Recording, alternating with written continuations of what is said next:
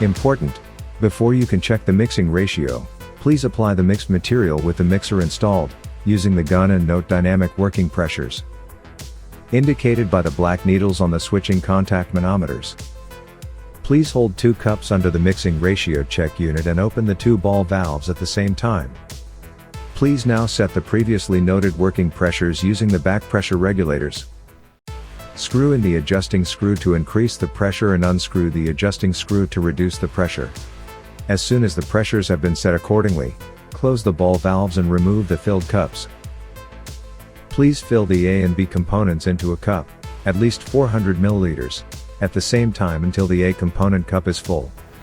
Please repeat this process a total of 3 times. Please weigh the cups in pairs, as they were filled together, and note the respective weights. Important: please set the scale to 0 beforehand with an empty cup on it. Now you can calculate the mixing ratios of the 3 samples with the noted weights and then determine the mean value. Please ensure that the mixing ratio is within the specified tolerance before you continue working with the machine. The mixing ratio and the mixing ratio tolerance are specified in the technical data sheet you receive from the material manufacturer.